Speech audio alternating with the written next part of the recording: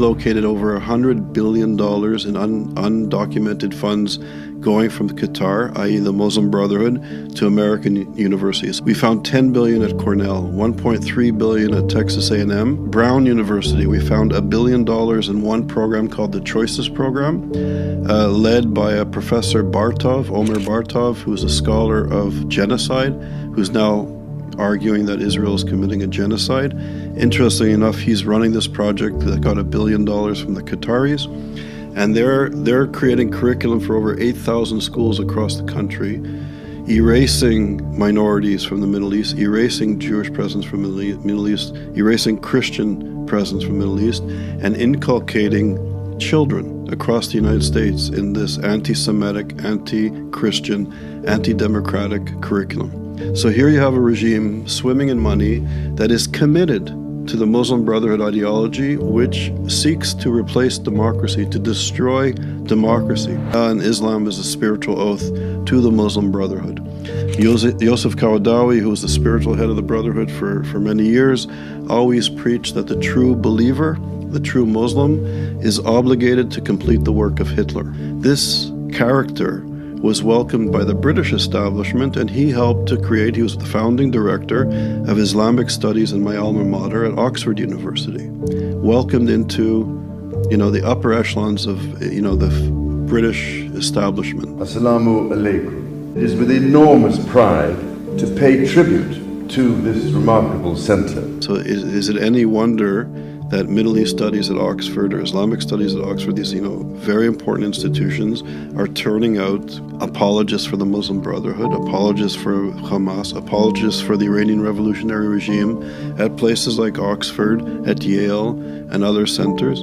We estimate that they're playing with over $1 trillion in assets to invest in Western institutions to influence Western society. Fighting for Palestinian liberation is also fighting for your liberation.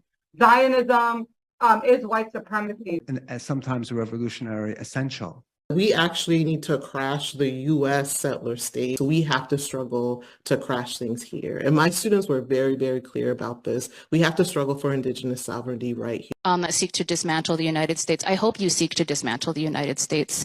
And if that isn't your politics, okay?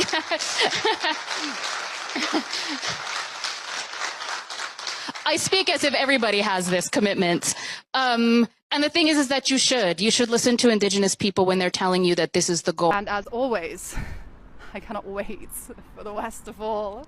If Palestine is liberated, this means this is a nail to dismantle the United States of America. It is our job to destroy imperialism, destroy the United States, and destroy capitalism. Spoken a lot about dismantling the American empire, dismantling this imperium. Are we ever going to see the end of this empire? Like, would we see the end of this empire in our lifetime? Like, how realistic is it to dismantle this imperium?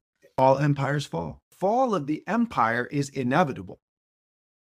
Inevitable. How on earth is this empire going to be overtaken? How is a country like America, which spends 13 times more than the next 10 countries combined in military spending with more nuclear warheads than some countries have tanks, how is a country like this going to be defeated? And my conclusion is, it's most likely going to be from within. I've been teaching propaganda for the last 5 years at the University of Miami.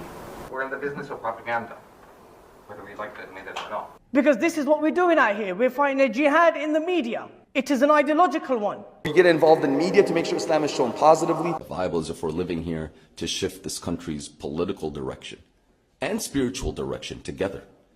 Because we decided to do da'wah at last instead of sleeping, what happened was Trump instead went to the Iranians and said to them, listen, I need a way out. I'm going to send 2 bombers. They're going to bomb, but what did Israel say? These 3 sites. Your scream, your voice, it has power. It shifted an entire U.S. foreign policy.